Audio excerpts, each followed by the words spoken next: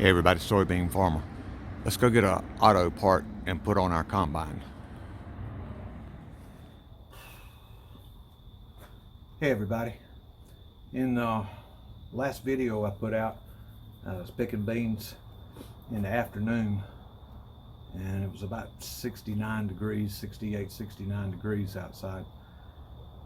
And it was hot as fire in that cab. I thought I was going to actually have heat stroke. And I thought about it yesterday, which would have been Saturday, while I was at work, and I said, I just ain't gonna do that no more. And I thought about it again today, and I said, all right, I don't care how tired I am when I get home tonight. I don't care how bad my feet hurt. I'm gonna work on this because I know what it is. That water flow valve, heater control valve, whatever, it's got trash in it and it won't completely close. So I'm gonna replace it. Well, got off work about 6. Got on the phone, made some calls, found out I could get the part. Right here it is. Now, it's always fun to call up an automotive store. They, that's what they say, year, make, and model. Yeah, it's always year, make, and model. And fortunately, I got a very intelligent young lady on the phone, and I just went right into explaining to her, this is a 1976 year model combine, John Deere. And what I want is the heater control valve, shut off the flow of the hot water through the heater coil. And she was smart, she knew right what I wanted. And she popped right back with the cool question was, what size is the inside diameter of your hose? I said 5/8. She said, I got 2 here. One's got a 1-year warranty, one's got a 2-year warranty. Which one you want? I said, nah, I'll take the one with the 2-year warranty. So she had my name on the box, and I got there and picked it up. I got home, grabbed a flashlight. It's one of these things. Climbed up there. I was holding this in place and moving the hose around where the control valve is at, when I ran my hand down on the back of the hose and realized, oh no, this hose is in bad shape. What did this? I got looking at the linkage that it was sitting on, and it was the throttle linkage. And I imagine that hose sits there and vibrates a little bit, but it was in bad shape. And I looked at my watch and it wasn't quite 8 o'clock. I jumped in the truck and ran back up to the parts store and got me a piece of hose, 5/8 inside diameter. That's about the length. I'll probably cut off about that much of it that I need to replace the one that's, I mean, it's pure gnawed up on there. But praise God, I made up my mind to fix this and get on it, and found this in the condition that I found it in, because it ain't far away from just, blowing. I think that system runs about 12 pounds on the radiator cap. So that means once it gets up to heat, it's got about 12 pounds of pressure inside of it.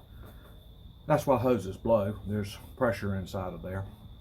So I'm excited. I got me a brand new valve. And this is the ball style with the little mechanical lever, and I'm going to probably end up writing on it, to know which way I want that lever. I'm not going to mess with the cable or anything. It's right there accessible in the engine compartment. I'll be able to control it. I'll probably keep it closed all the time, but anyhow, I'm excited about that. And I'm also excited about, I bought these little lights, I don't know, a couple of months ago. They've been sitting down here, some more of that LED stuff I'm so fond of. And it hit me, if I take this magnet and some bolts and things and end up with this magnet kind of connected, about like that, with that swivel thing like that, I can take this magnet, stick it on the combine, and have this light shining where I want, because it's dark up there, and I'll be able to do this project tonight. So let's put this together.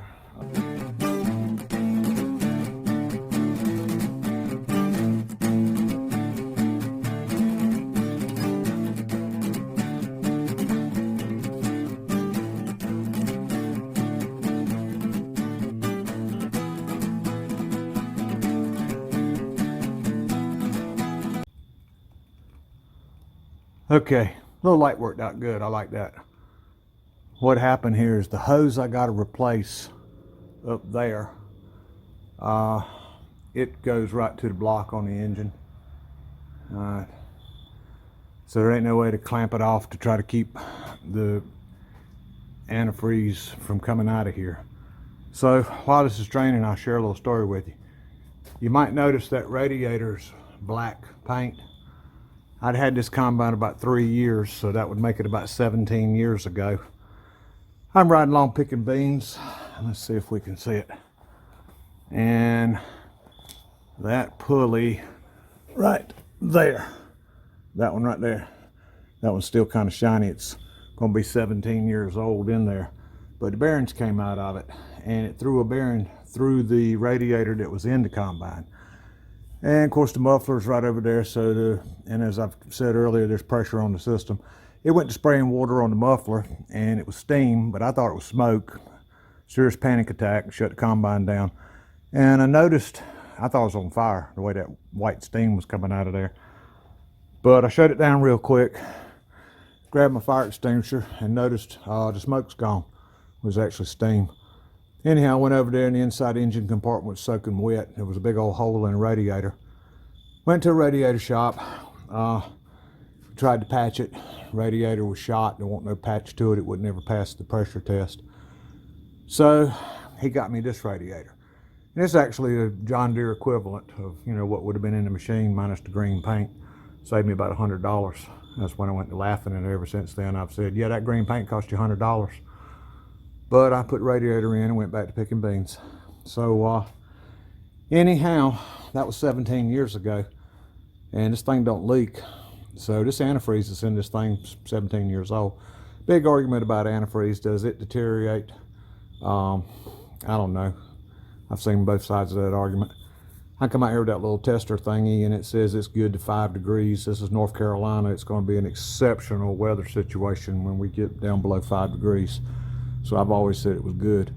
But maybe the lubrication properties that, you know, keep your water pump in good shape have deteriorated. So anyhow, I went and bought antifreeze and distilled water, and I'm draining the radiator so I can get the water down low enough that I don't have a big giant mess spilling out up there when I undo that hose and replace it.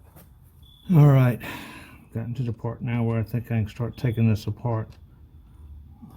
Come on, get on there.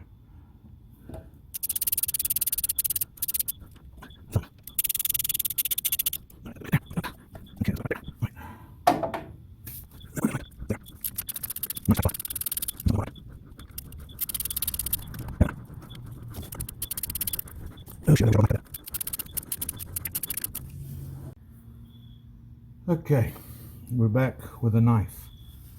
As you know, when hoses stay on for a long time, they get stuck. And trying to pull them off is difficult. So, there's some soybean dust back here. I'll try to knock that off so that don't end up in there.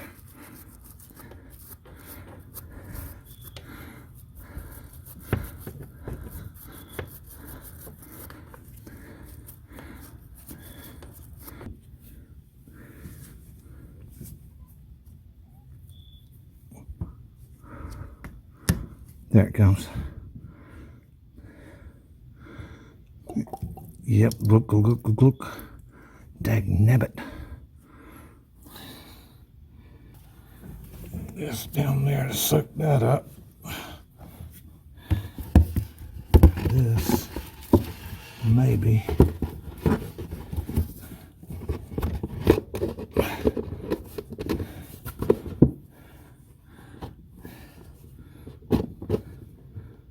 Catch what's going to come out of there when I undo it.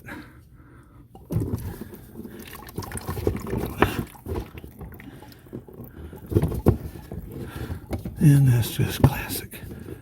There. Well, this has the potential to just go horribly wrong.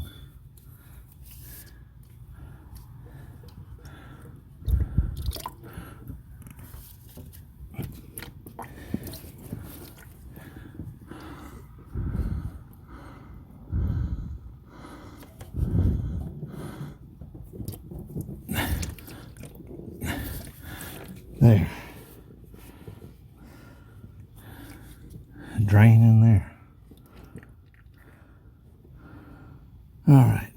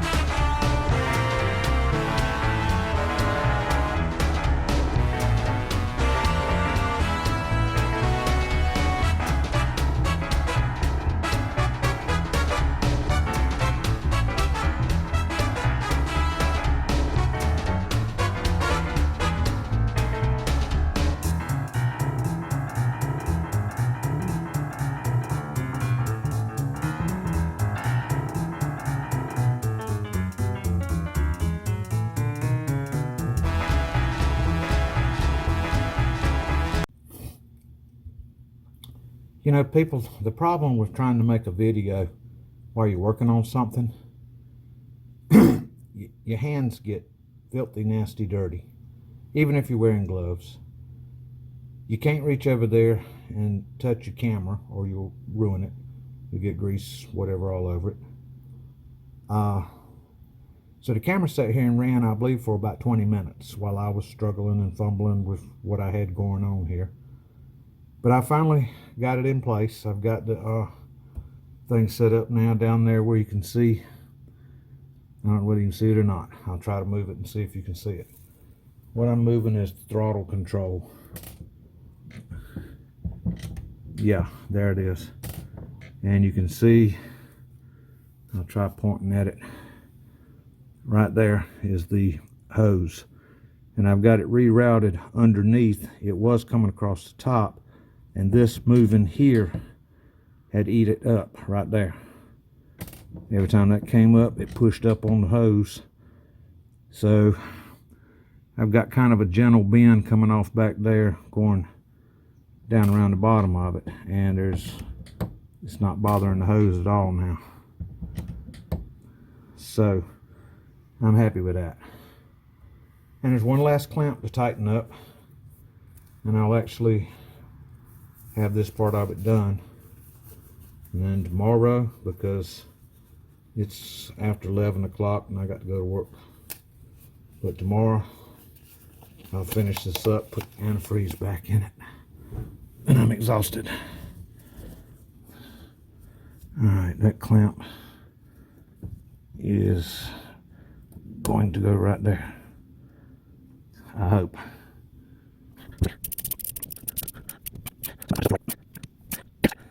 Alright, with that thing sticking out that way, it's closed.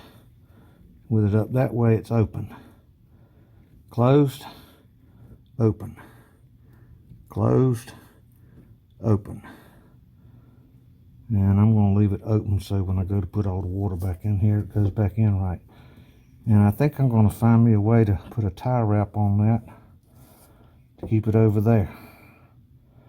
I don't see it right off right now how to do it, but we'll figure it out. I like my little work light. This little thing worked out real sweet. Magnet held it there the whole time. Well, we'll see. I don't know, I'm exhausted. Everybody, this was kind of a fiasco for a video. Thanks for watching. I don't know what I'll end up with putting up on here. I know letting the camera run 20 minutes is going to have a bunch of boredom, idle time, and worthless nothing. Maybe I can edit it down to make something out of it. We'll see. Bye, y'all.